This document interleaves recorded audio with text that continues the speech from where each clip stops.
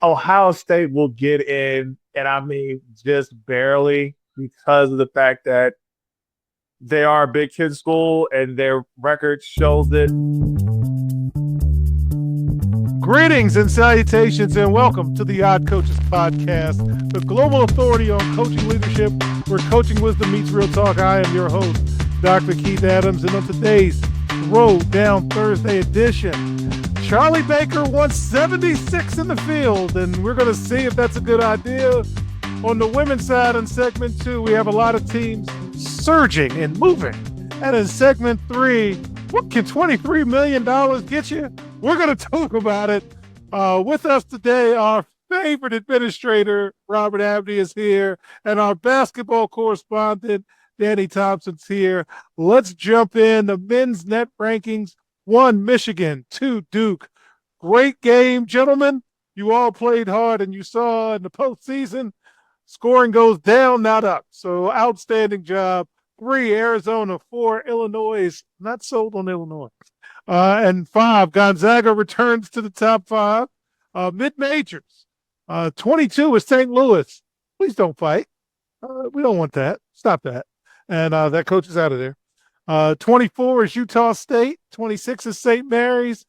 40 is Santa Clara. And 43 is New Mexico, where we will take New Mexico and break them down this week. They are currently 43 in the net.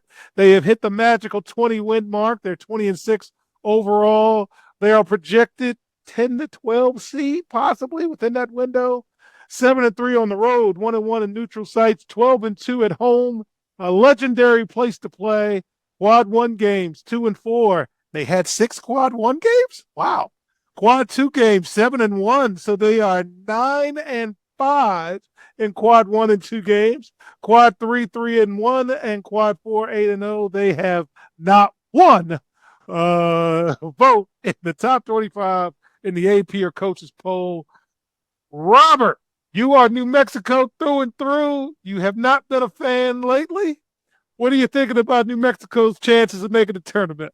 I am a proud alum of the University of New Mexico. I'm not buying it. I don't.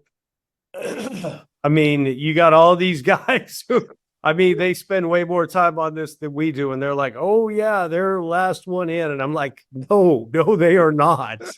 And I mean, they're a good team. They're entertaining to watch play. But you know, the schedule is not in their favor. They go to Nevada this week, and we're taping on Sunday. Utah State lost at Nevada last night on Saturday. So that is a tough place to play. Their former coach, Steve Alford, is there. He loves doing things that bite the Lobos in the butt, you know, because, you know, he made the mistake of going to UCLA not so long ago, right? They get San Diego State at home, and then they have to go to Utah State. Now, sure, those are opportunities. Utah State is a really bad matchup for them, and their margin for error is so thin. They have to shoot the ball well, and you know, when they get themselves in trouble, like most teams, is when they don't.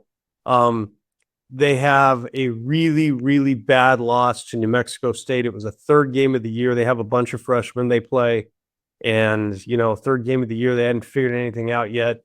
Bad loss. And that's gonna come back and bite them. I believe the only way they get in is if they win the Mountain West tournament. All right. So on the other side of the country, we have Ohio State. And Ohio State is 37th in the net. They are 17-9 overall. They're in the Big Ten. They are projected 11-12 seed, give or take. The road record is 4-4. Neutral sites 1-2, 12-3 at home. They are 0-8 in quad 1 games. They are 7-1 in quad 2 games, 5-0 in quad 3, 6-0 in quad 4. Nary a vote in the AP or the coaches poll. Danny, this is why I am not mad at 24 teams for the FBS playoffs, because we're having conversations about a Big Ten team who ain't beat nobody, and they probably will make the tournament over New Mexico and other teams. What are you thinking about Ohio State? I mean, Ohio State will get in, and I mean, just barely because of the fact that they are a Big Ten school and their record shows it. The problem is, I'm looking at their remaining games for their schedules. They have two tough games to finish the game out. They go to Michigan State and they play at home against Purdue. The one game I'm going to be paying attention to is when they play Iowa on the 25th.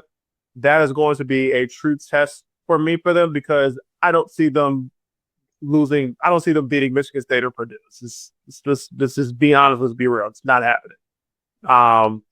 But as far as tournament goes, they'll get in because of that they are a Big Ten and they have, it's a quote unquote strong schedule. But yet they won't go far because again, they struggled in quad one games.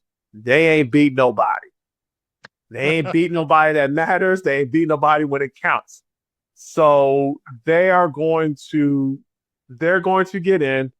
I'm probably going to do some sort of, bracketology stuff on the side to see where they're going to wind up and where they'll be at. But I'm not putting my hopes in Ohio State having some huge Cinderella run when they get in. Because, like I said, they'll get into the tournament. And that's about as far as I can go. Because, again, they only have two true tests left. Well, three if you include a game against Iowa, and then we'll see where the dice rolls after that. All right. So Charlie Baker, the president of the NCAA, is on a crusade to have a 76-team field, and I don't even know how that bracket would look. So he is doubling down on access. He frequently cites the 2024 snubs of Indiana State and Seton Hall as the moral justification for expansion. Reports target that a 76-team field by the 2026-2027 season would likely involve a 12-game opening round, which would be a massive expansion of the first four held in two distinct neutral sites. Okay, the calendar is the biggest enemy. The tournament is squeezed between Selection Sunday and the Tuesday before the Masters. Similar to what we talk about with football and Army-Navy, yeah, the Masters is a big deal in CBS. And whenever the tournament's in Atlanta, sometimes the coaches, let's just say, stay a little longer. I've seen that personally. So you've got the power conferences versus the mid-majors, which we just argued. Critics argue that expansion of the tournament is a money grab. Okay, I don't know why we're arguing. It is a money grab. And it's a way to get those fifth and sixth place teams from the SEC and the Big Ten into the tournament. But despite Baker's enthusiasm, NCAA Vice President Dan Gavitt officially paused all formal discussions until after the 2026 tournament. Robin, I'm going to go to you first because you are our favorite administrator. And 76 teams. When you break it down, I think only like 19% of teams make the tournament, which is a very minuscule number. Well, we got mad with 68. What are we going to do with 76, Rob?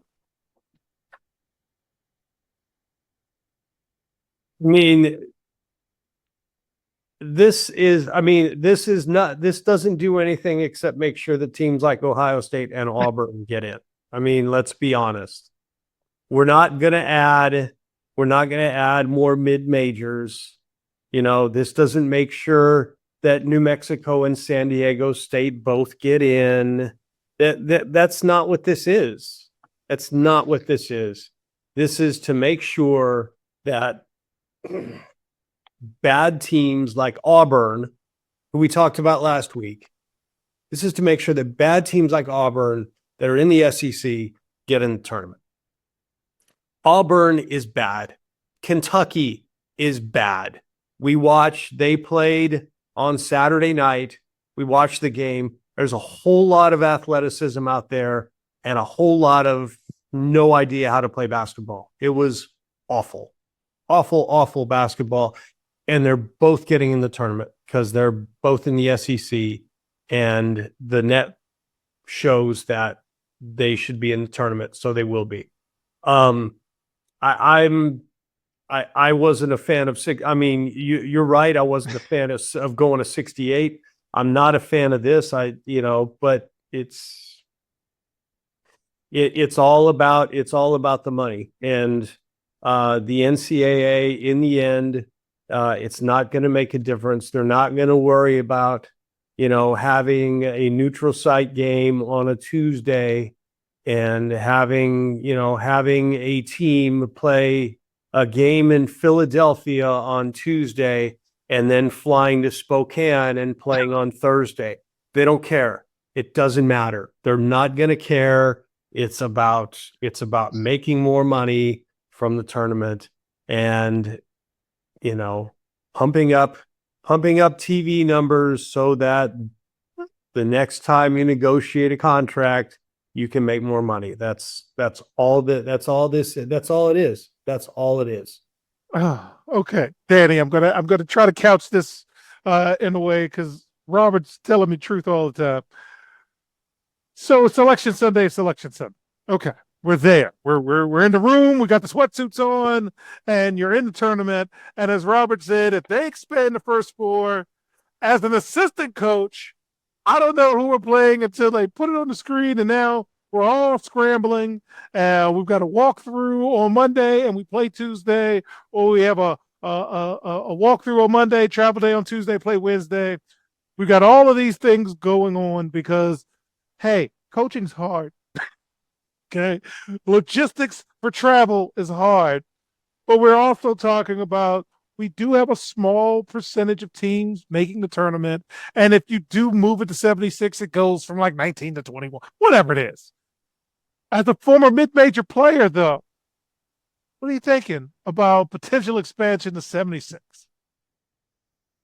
I mean, what else do I need to say after Robert said it? This is just a way to get bad teams in these bigger conferences to get into the tournament. What are we doing? First is first, I like the fact that it's Dave Gavitt's son who has put a pause on talking about tournament expansion when his dad was one of the original chaos creators when he started the Big East. So I find that ironic. But to get back to the point, this hurts mid-major programs vastly because we talked about this when the season started. These bigger programs do not want to play mid-major schools because they know it's not a good look if they lose. Because I would love to see a St. Louis play like an Arkansas. I would love to see a VCU play an Iowa State because it gives these schools a chance to see where we are. Because if you keep challenging these smaller schools just to say, oh, we played a game and, just they consider that first practice. Danny, I wouldn't even be greedy. I would take VCU playing UVA. So now as an AD, I'm not traveling the country. I would take something like that. I would take George, like the old Big Five. You could do that in Virginia. You could do that in North Carolina. You can do that in a number of different states.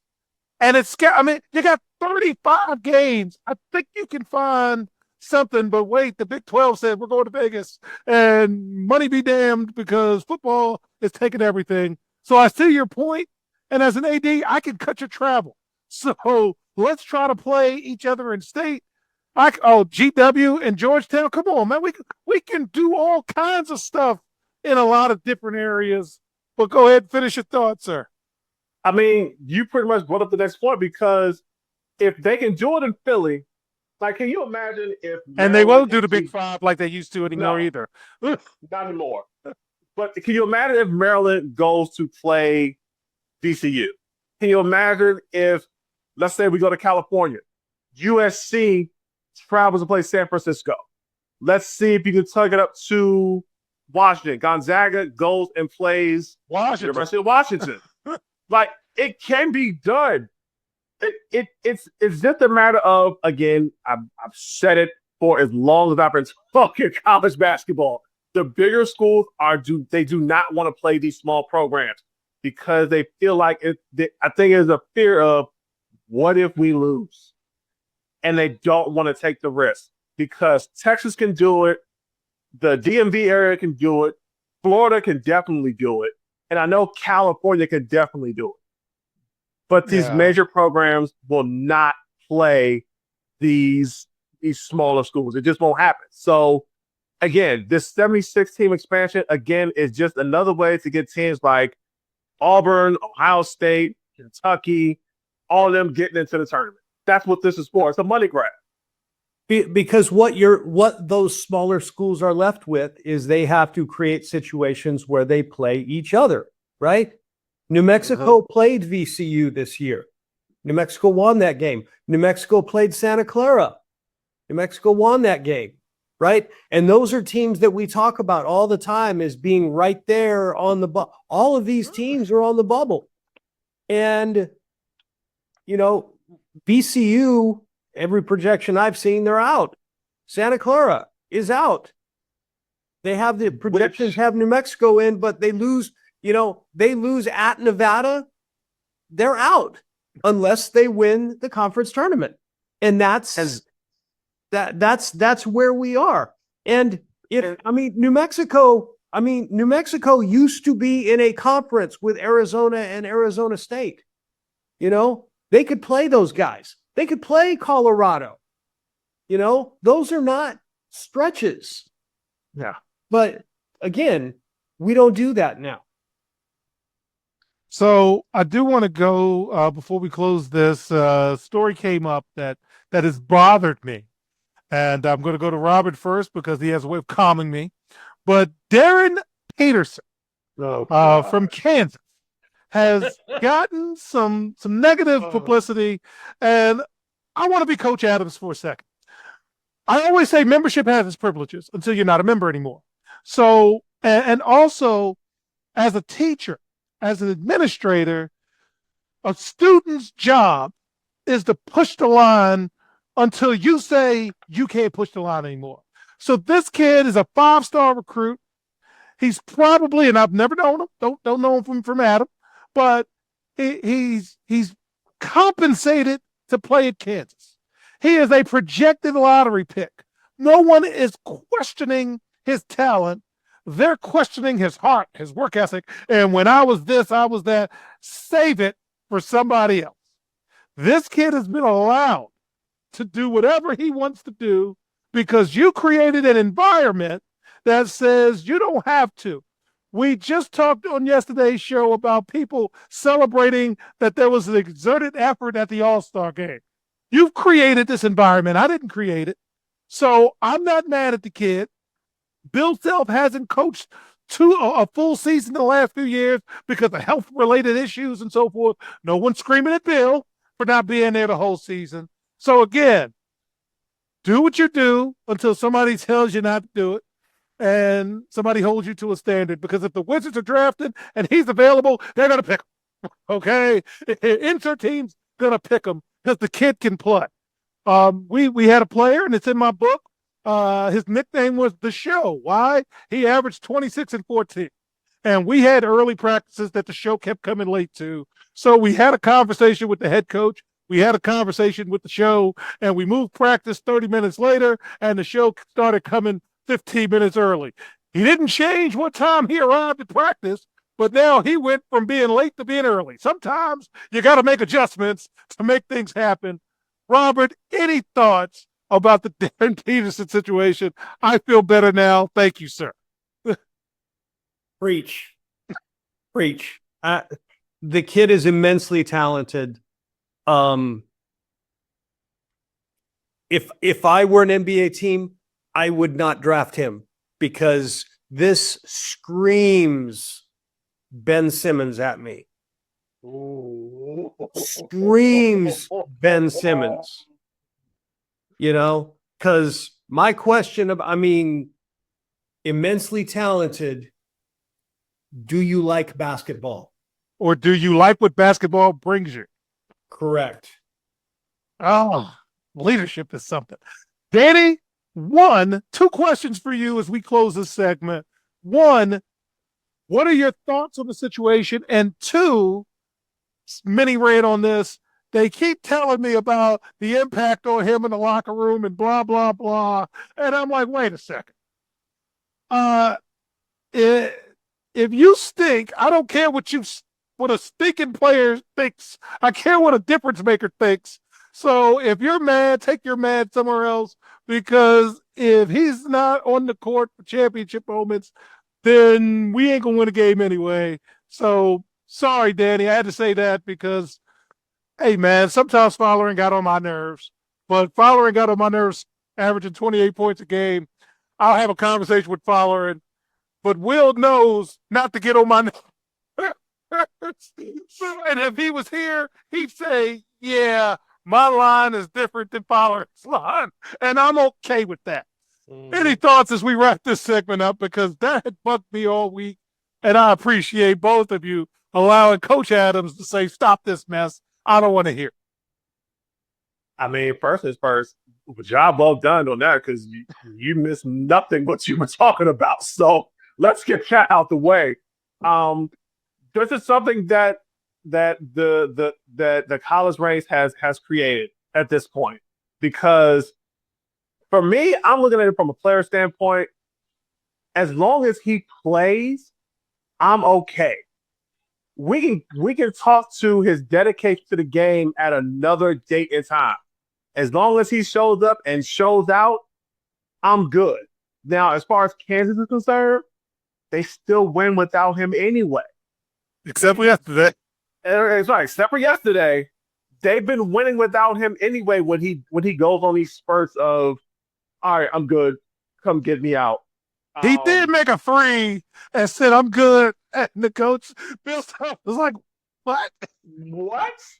Like, I saw the game. He made the three. He tapped Coach Self and was like, I'm good. Like, what? So he was like, all right, I'm good. I'm gonna go have a seat over here. I think it's just to the point now where if I'm an NBA franchise, you have to think of two things when it comes to a player like him.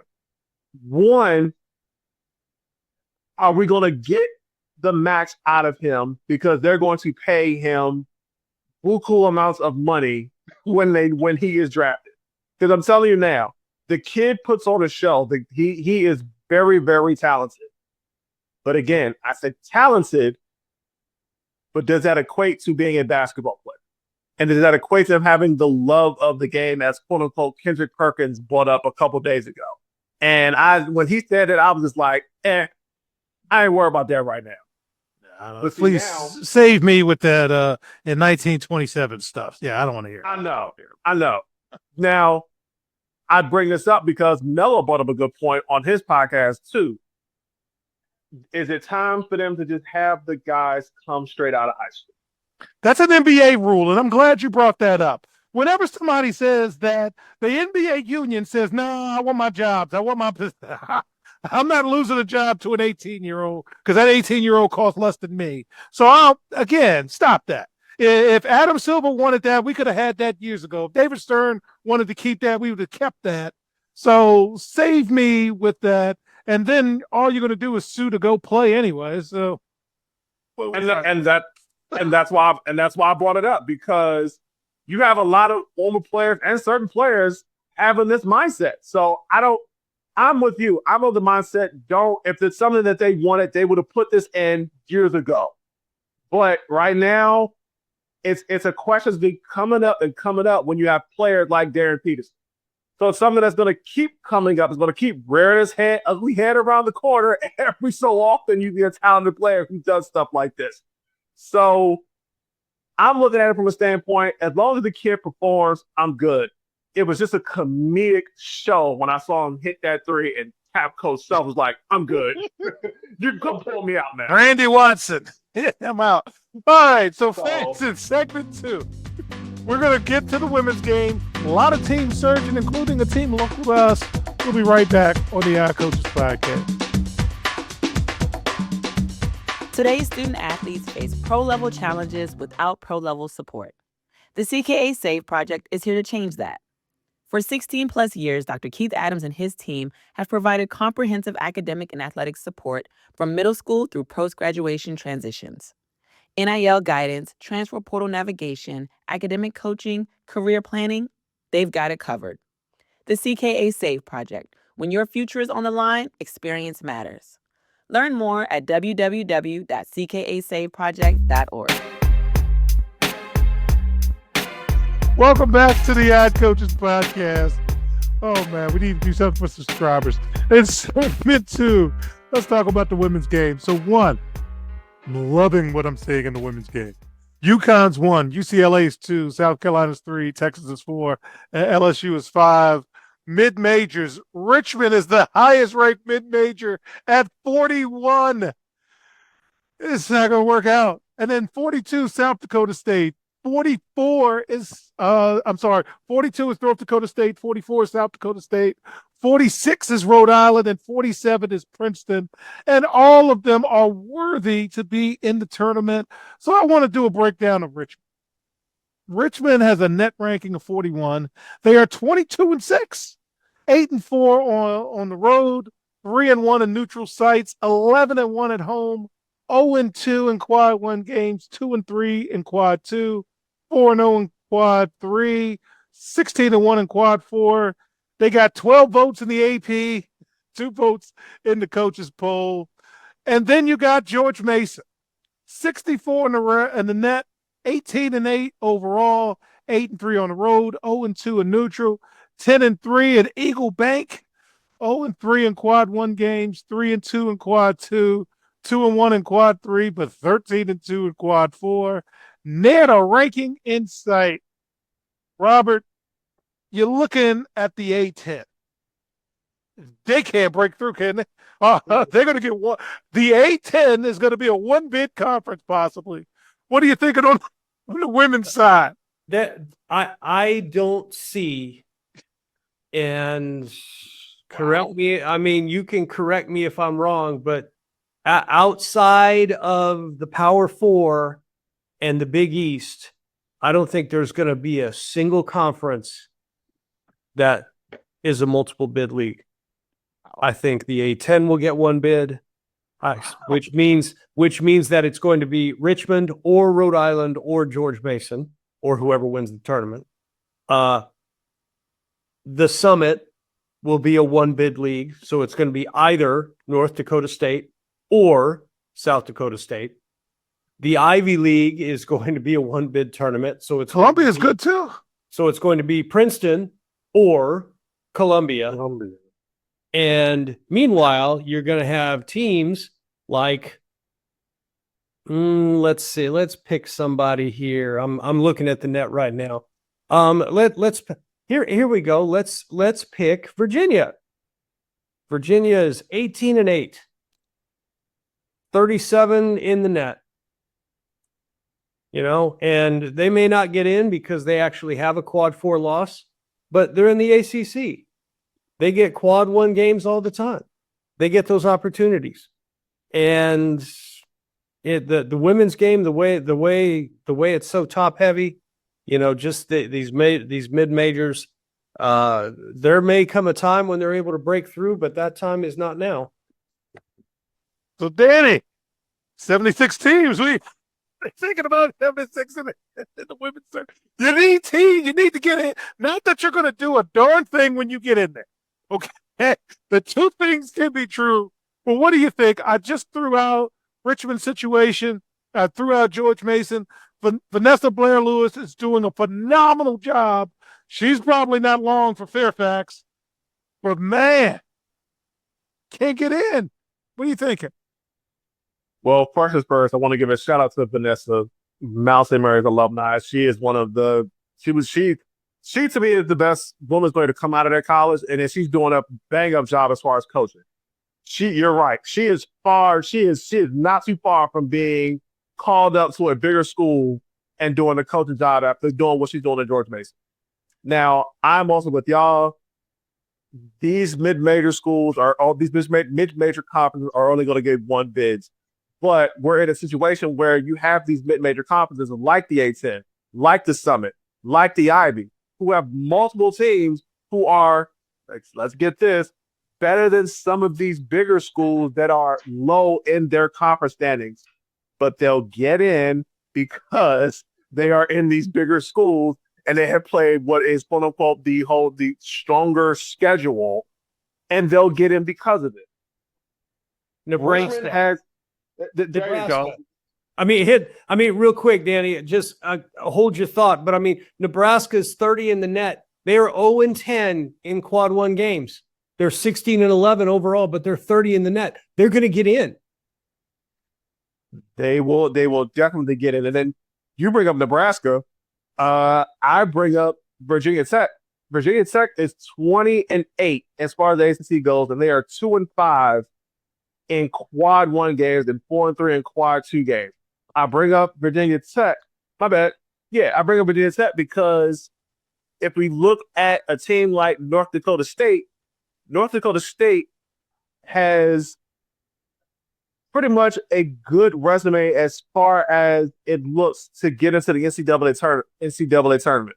But because they are in a league where they're going to go back and forth with a team like South Dakota State, one of those two things are going to cancel each other out, which opens the door for Nebraska, for Virginia Tech to find a way to get into the tournament. So I think when you bring up the 76 team expansion, it would work well for the women's game because you can start getting these mid-major programs into the tournament.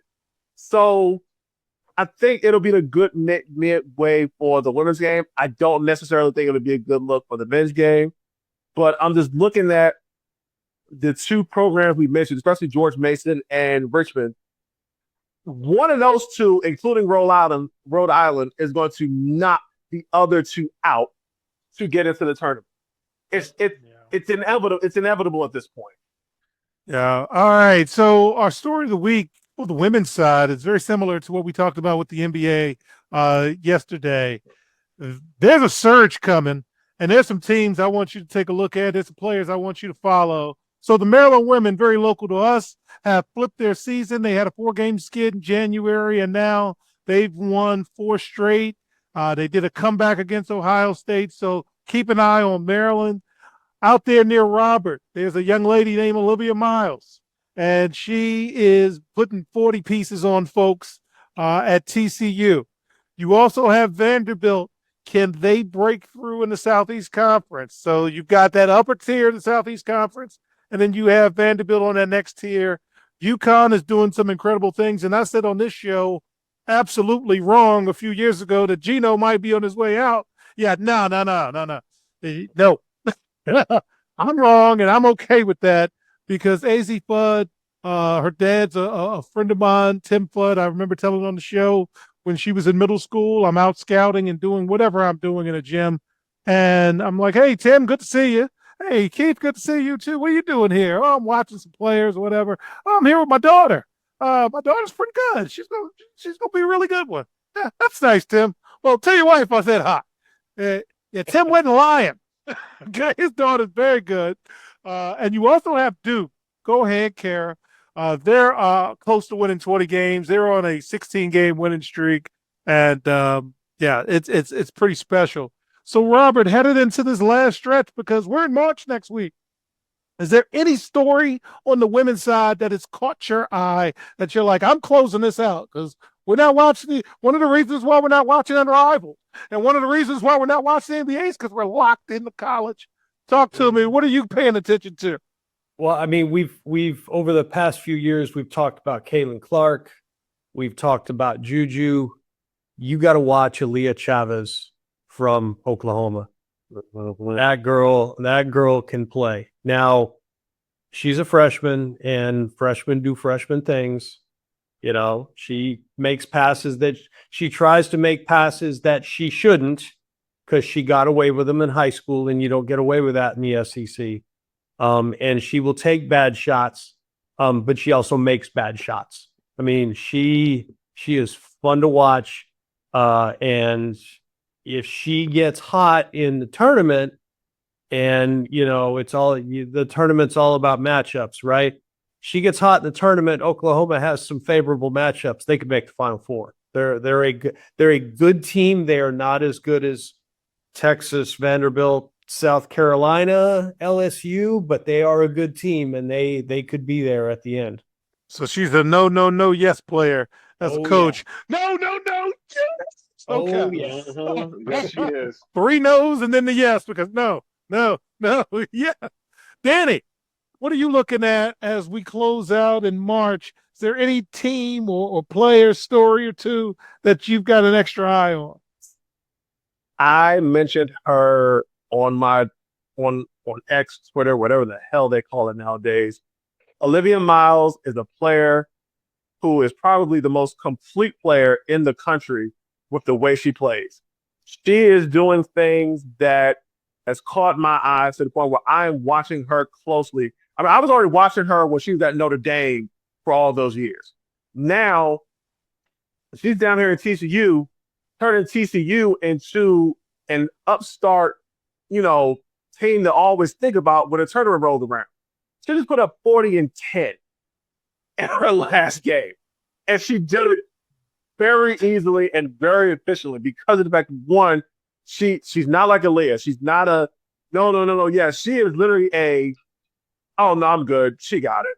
That's the type of player she is. You don't have to coach her because she is the coach on the floor. She's smart enough to make the right basketball play. Whether it's, oh, okay, let me call this pick and roll over here. I know this person can't guard me if there's a mismatch. And if this person can contain me, there's a roll man that I can get to. We can take this corner three. We'll take this corner shot right here. Oh, I can go ahead and take this person off the dribble. That's fine. Let's go ahead and do that. She's also defensively good enough to the point where she can help contain her opponent at the same time. So again, she will be that last complete player that we probably talk about for a little while. I'm looking at her success at TCU, and I'm wondering, is Notre Dame regretting letting her walk out the door when she transferred? Because I look at Notre Dame, they are nothing if Hannah Hidalgo does not do what she does. They are not that same program. But Olivia Miles and TCU, with the way they're playing, and I've been saying this for a while now, the Big 12 is going to be a log jam because you got to do it with Baylor, Texas Tech, and now TCU coming into the mix. You're going to have to get this figured out because one of those three is going to take somebody out, and I think I'm putting my money on TCU because we mentioned this with Spartan Men's Tournament. They have a go-to person, and Olivia is that go-to person for them. Yeah, and it's something Robert talks about on the men's side with Arizona not having that person. When you do have the person that you know is going to take the shot, makes everything different because just like Larry Bird and days gone by, shots coming here. What you do with that is irregardless because I'm taking that shot. So, all right, so fans, in segment 3, we're going to tell you what $23 million can get you on the football side of life. We'll be right back on the iCoaches Podcast. Hi, everyone. Dr. Keith Adams here. And for over 30 years, I've dedicated my life to helping student athletes succeed, not just on the fields and the courts, but in the classroom and beyond. And that's why I founded the CKA Save Project. The CKA Save Project understands that finding the balance between academics and athletics is crucial for long-term success. That's why the CKA Save Project offers a range of programs, including personalized consulting, mentorship, and coming in 2027, our innovative Gap Year Basketball Academy designed to assist both young men and women reach their full potential both on and off the court. I'm incredibly excited to announce that the CKA Save Project is now partnering with the Cascade Sports Network. This partnership will allow us the opportunity to amplify our message and reach even more student athletes through the Odd Coaches Podcast and other exciting initiatives. Join the CKA Save Project and the Cascade Sports Network as we empower the next generation of student athletes. Visit CKA on the web at www.ckasaveproject.org to learn more. Let's work together to find the balance and help unlock your potential. Welcome back to the Hot Coaches Podcast, and in segment 3, the $23 million gamble, Sacramento State's wild fight to the MAC. Tuesday night action will be interesting, more so this year than any other year. So let's talk about it. So the entrance fee, Sacramento State is paying $18 million to join the MAC, plus $5 million to the NCAA for reclassification to make the deal work. Sacramento is over 2,000 miles away from its nearest MAC school, and as a part of the agreement, Sacramento State must cover air travel for all visiting MAC teams. Alonzo Carter, who had a really good career at Arizona and used to dance with Hammer. I saw the story. Wonderful story. He is leading the transition. He is a legendary recruiter with deep ties in Northern California and is tasked with building an FBS roster with an NIL budget reportedly north of $1 million. Let's see what $1 million can get you. Per NCAA rules, Sacramento State will not be eligible for the MAC championship, bowl games, or the college football playoff for the first 2 seasons unless there's a shortage of bowl-eligible teams. And wait for it, fans, there might be a shortage of bowls after the last few weeks. And then Sacramento State effectively fills the slot left by Northern Illinois, who departed for the Mountain West Conference. So Northern Illinois is now in the Mountain West, while North Dakota State also moved up to the Mountain West, and their entry fee was $12.5 million. Robert, our administrator, again, you walked in the office, you have your coffee, your assistant hands you today's notes, and this is at the top. $23 million to join the MAC, and you're in Sacramento, California. What say you, sir? Don't forget that UMass is also in the MAC. So you have conference game where you have Sacramento to Boston, cross-country flight. I have no idea what Sacramento State is doing. None. Not any. I don't understand this at all. The amount of money that you're paying. And they said they're not raising student fees. I don't know where that money's coming from, because I don't know how I don't know how you're paying for that. I mean, unless you're going, I mean, they're going to be playing 3 bye games. They're going to be, although UCLA probably doesn't want, UCLA probably doesn't want anybody, but I mean, they're going to be like at USC, at Oregon, at Alabama, because they're going to need that money to pay people's travel and pay their own travel to play Tuesday night MAC games. Now, are they going to get more exposure? Sure. But man, I don't get it at all. I mean, if I'm in the MAC, I mean, I'm the MAC got a pretty good deal out of it, because, you know, they're getting travel paid for. You know, I'll guarantee you the weather is way better in Sacramento than it is in Bowling Green. You know, and they have an exit clause. After 5 years, they can say, nah, we're good. And then Sacramento State is potentially homeless. Where do they go then? You're going to be an FBS independent in Sacramento? That's not going to go well. Maybe they have eyes towards eventually joining the Pac-12 or whatever it's going to be. Maybe that's the end. Maybe that's the play. I don't know, but I don't get it. I don't get it. All right. So Danny, I'm going to flip this on you a little bit. So now I'm Sacramento State's coach. Fine. We're playing across the country. Fine. I'm coming to Akron, Ohio. And I'm saying, your parents are going to be able to see you as somebody. Again, I'm recruiting Danny. I wasn't successful, but I was close. You get to see your kids play, and you get to train and travel and do whatever in sunny California. Can I pitch that to you as a player? Because that's one of the reasons why the Big Ten can come into College Park and take players out.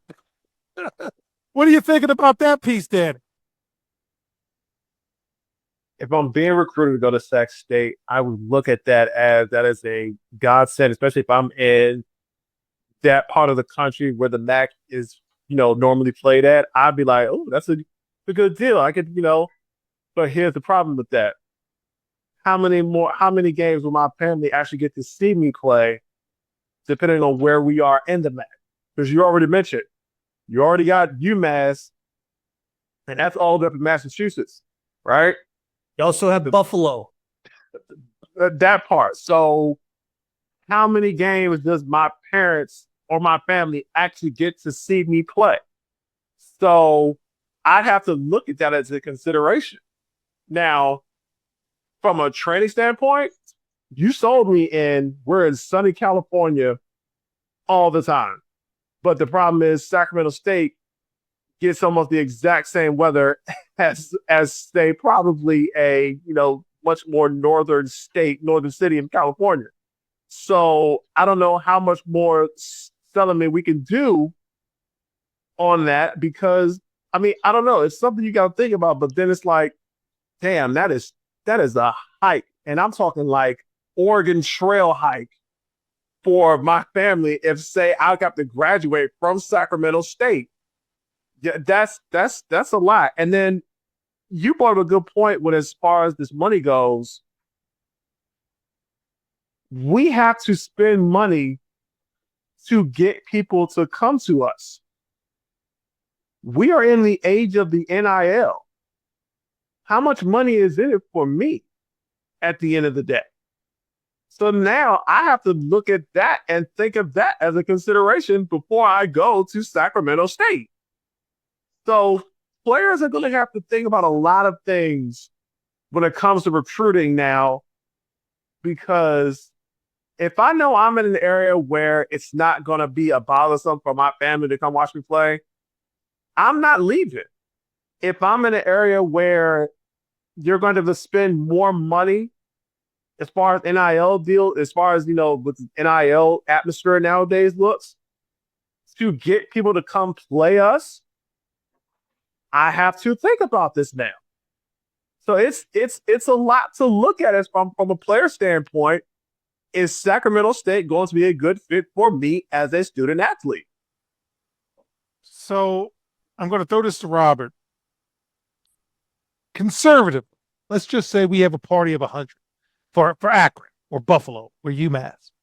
And it's going to cost us about $100,000 to fly you out, take care of you, whatever. If I play Alabama, if I'm Sacramento State, and I get $1.5 million, one game pays the travel for everybody. So we're done with that. Two, I get a slice of the pie in a couple of years, and you've got to spend money to make money. So I'm trying to flip it to say, all right, all I got to do is get the 6 wins, and I think I'm going to recruit enough talent to win the MAC. Because that's really all I got to win, using the old MEAC model. All I got to do is beat Akron, Toledo, whatever. So to do what I need to do, that's who I need to beat. So I'll take some whoopings. I'll be Fang Mitchell, and I'll go play Oregon for $1 million. I'll go play Washington for $1 million. I'll do every now, and the only home games I'll have are the MACtion home games. Wouldn't that conceivably work for a few years? And then the Pac-12 or the Mountain West, maybe they call us, and then it's worth it. Did I convince you, Robert? That's the play, right?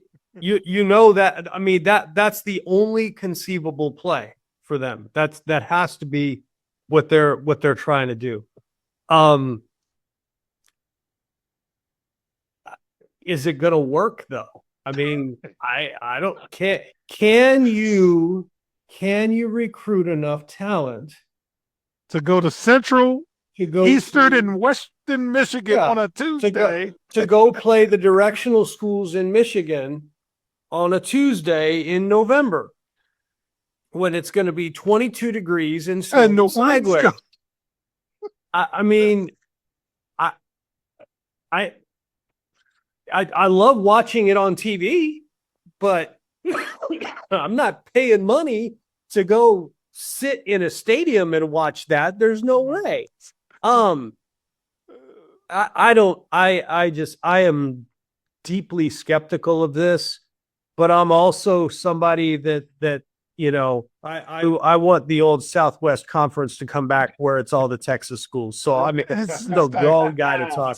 I'm the wrong guy to talk to about this. All right, Danny, close this out, man. Did I convince you? Because longtime fans of the show will know that's my job, is to try to throw out as much logical information to my favorite administrator and panelists for them to look at me and say, it's not going to work. But go ahead. Try your best. Close us out, Danny. What do you think? Robert wants the old Southwest Conference back. I want the old Big East back. So trying to convince me with this Sacramento State move is not a good look, because to me, it's an experiment with the hope and prayer that they're going to get a call from the Pac-12 or the Mountain West. There's an old adage, with this being a Sunday we're recording on. You want to make God laugh? Tell him your plans.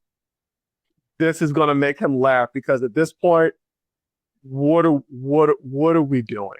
Like, I get we have to spend money to make money. I'm all for that.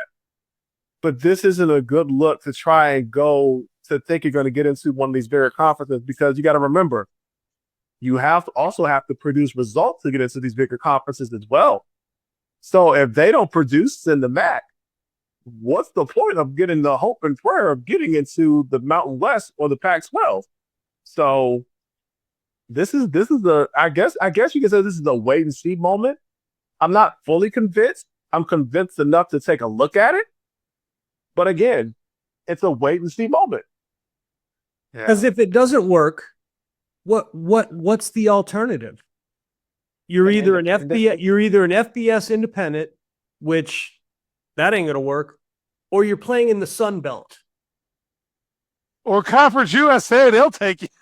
Oh, Lord. Conference USA will take. You seen that list of schools they got?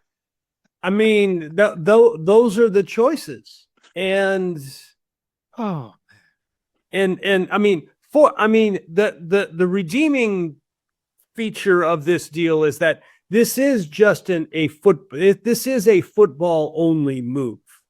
Yeah, I didn't even think about what everybody else is doing. I don't even know where everybody else is. It is a football only move. Yes. Northern Illinois to the Mountain West is a football only move.